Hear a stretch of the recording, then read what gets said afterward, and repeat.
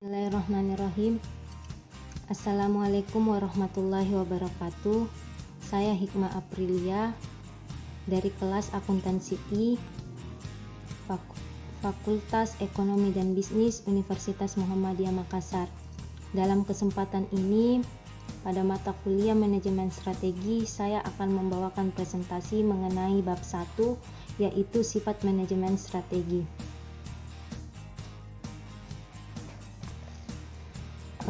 Baik, sebelum saya lebih jauh menjelaskan mengenai apa itu manajemen strategi, saya akan memberikan gambaran tentang apa itu manajemen dan apa itu strategi.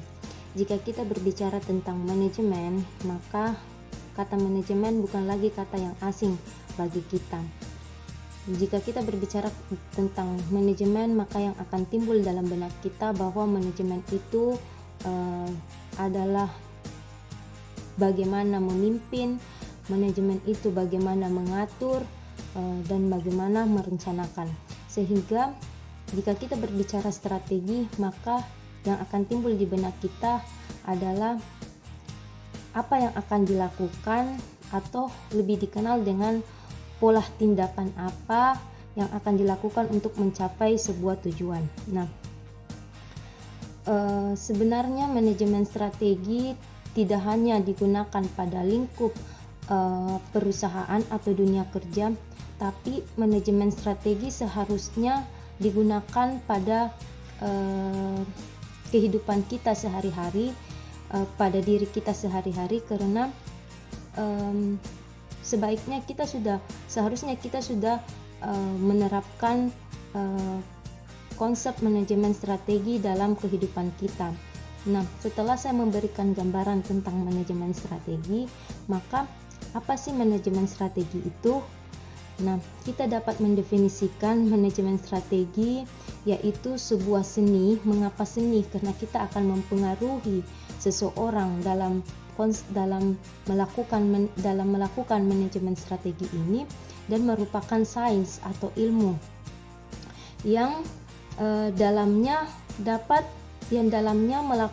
memformulasikan, mengimplementasikan, dan mengevaluasi keputusan yang membuat organisasi mencapai tujuannya.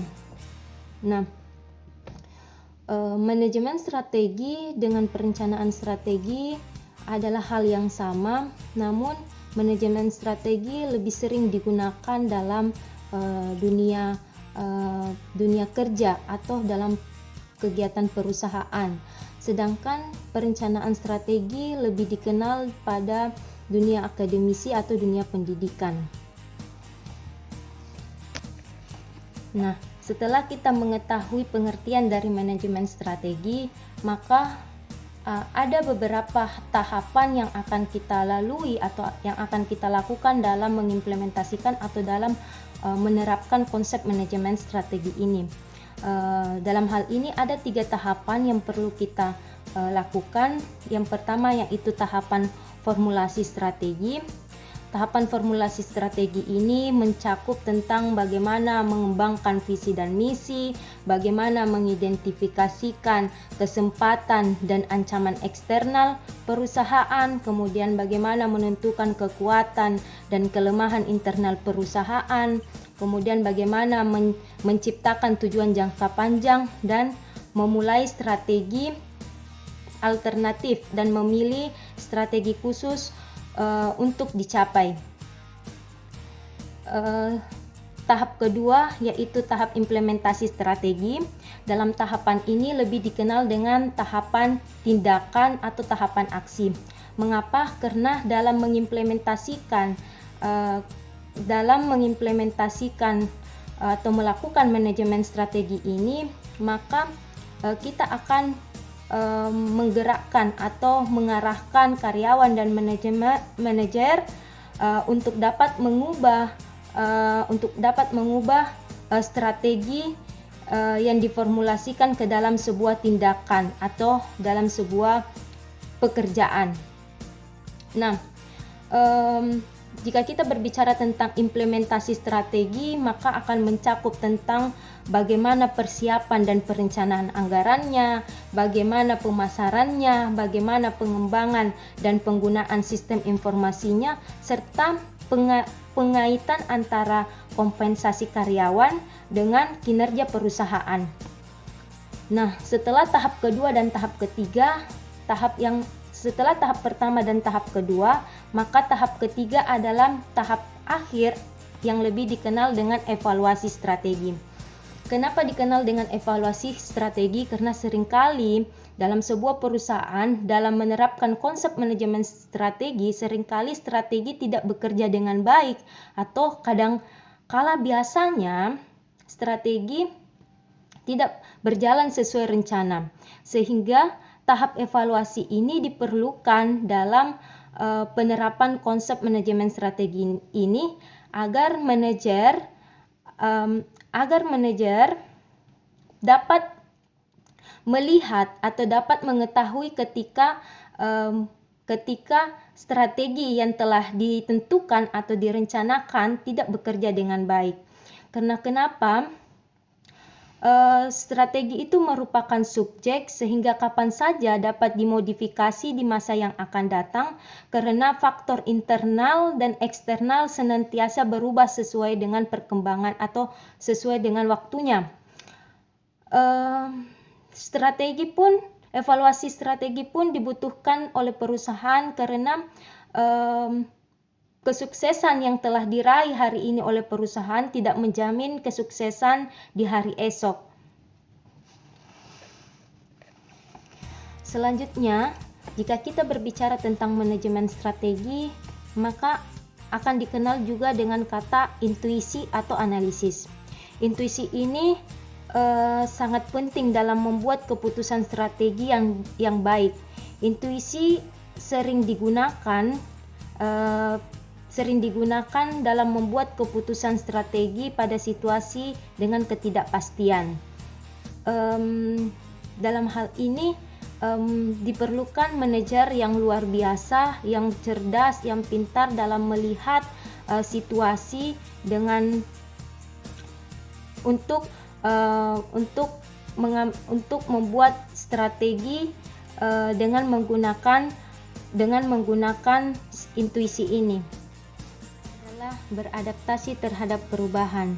Dalam manajemen strategi, perusahaan senantiasa harus mampu beradaptasi dengan perubahan-perubahan yang terjadi pada lingkungannya. Proses manajemen strategi didasarkan pada keyakinan bahwa organisasi sebaiknya secara berkelanjutan memonitor kejadian internal dan eksternal sehingga perubahan yang tepat waktu dapat dibuat dan dibutuhkan. Selanjutnya yaitu kita melangkah kepada istilah dalam manajemen strategi.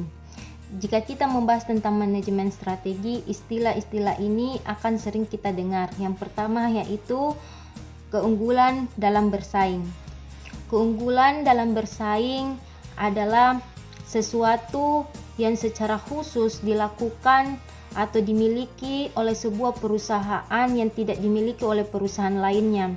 Artinya adalah ciri khas yang menjadi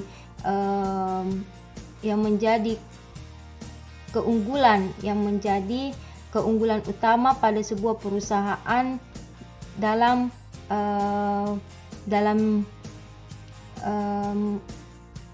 perusahaannya, atau keunggulan dalam pasar dalam memasarkan produknya.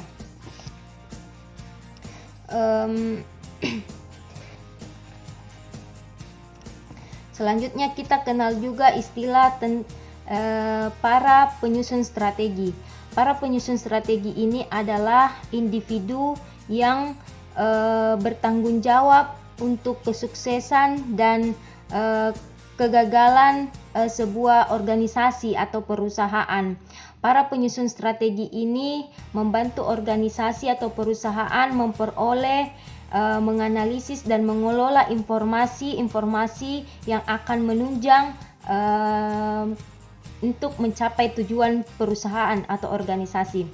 Mereka menelusuri industri dan tren, mengembangkan model prediksi dan analisis skenario, mengevaluasi kinerja divisi dan perusahaan, menandai kesempatan untuk memasuki dunia pasar, mengidentifikasikan ancaman bisnis, dan mengembangkan rencana tindakan kreatif.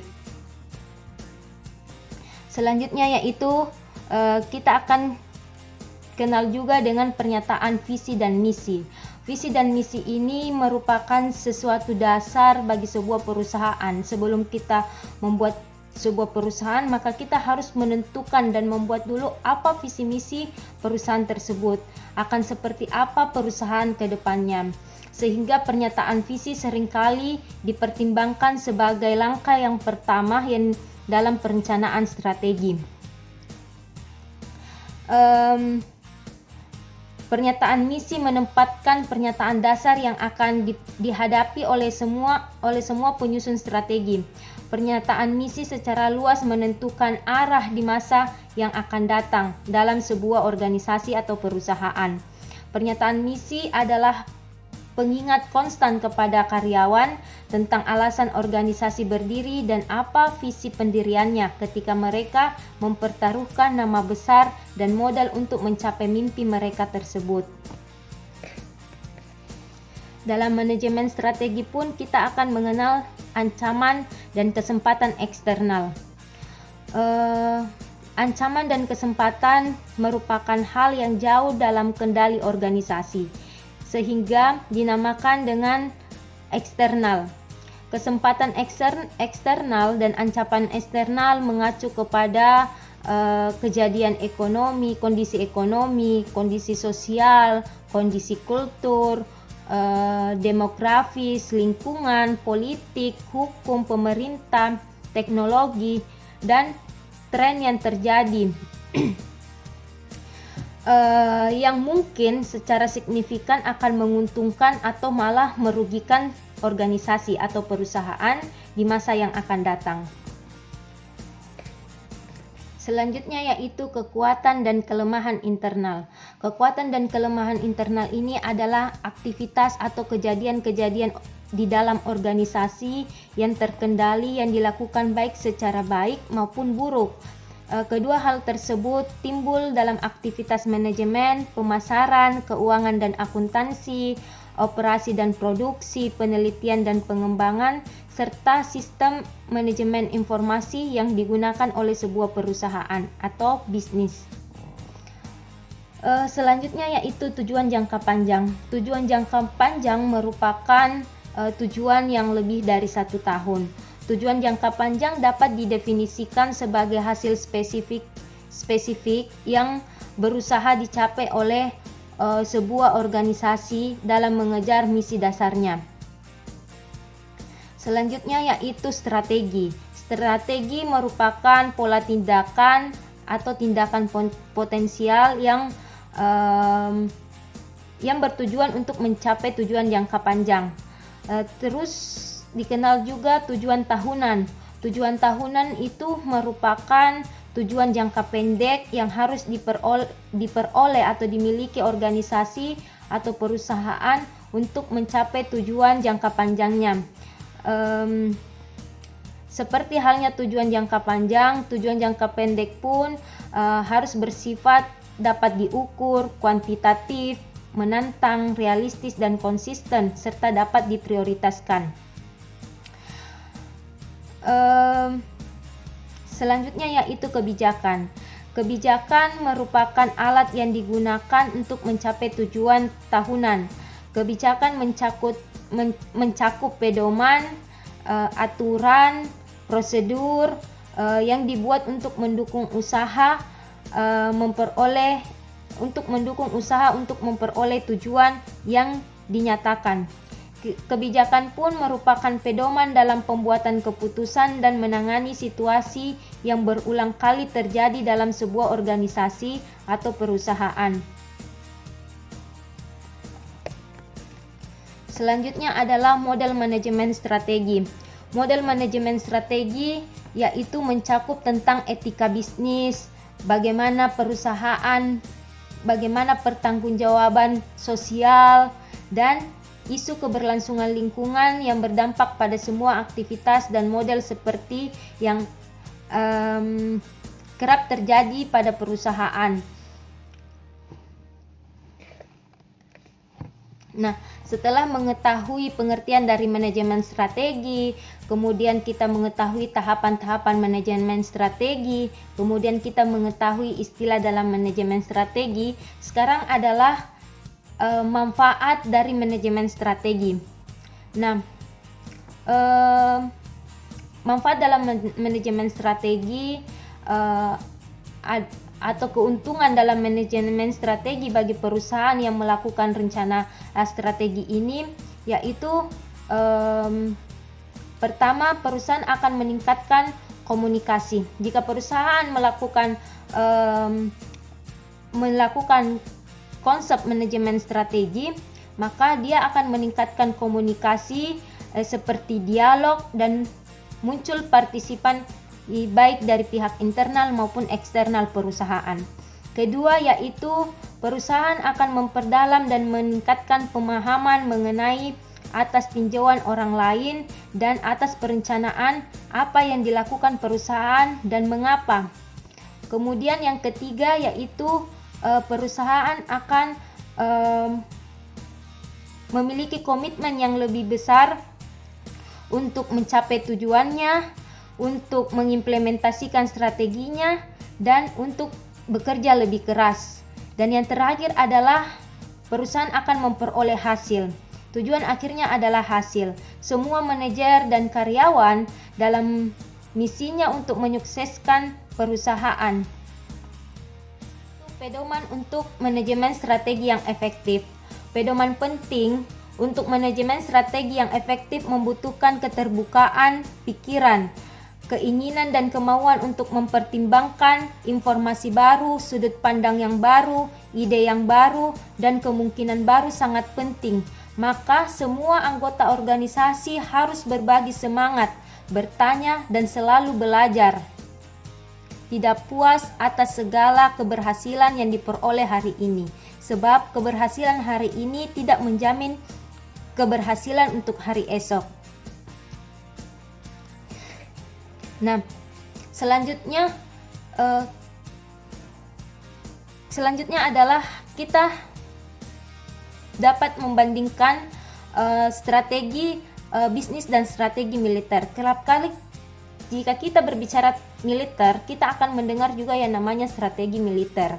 Strategi militer dan strategi bisnis adalah memiliki perbedaan, sebab strategi militer dibuat, diformulasikan, diimplementasikan, dan dievaluasi atas dasar karena adanya konflik, sedangkan strategi bisnis dibuat dan didasarkan, diimplementasikan, diformulasikan, dan dievaluasi atas kejadian karena adanya persaingan.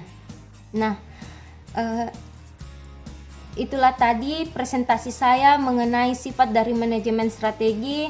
Setelah kita mengetahui tentang apa itu manajemen strategi, apa saja tahapan-tahapan dalam manajemen strategi, apa saja istilah-istilah dalam manajemen strategi, sampai pada perbedaan antara strategi militer dan strategi bisnis. Maka dapat saya simpulkan bahwa manajemen strategi dalam sebuah perusahaan sangat dibutuhkan untuk keberlangsungan dan keberhasilan dalam mencapai tujuan perusahaan atau tujuan jangka panjang perusahaan. Semua yang terlibat baik dari pihak intern dan pihak ekstern perusahaan sangat berpengaruh dalam penyusunan perencanaan manajemen strategi ini. Sekian dari saya. Wassalamualaikum warahmatullahi wabarakatuh.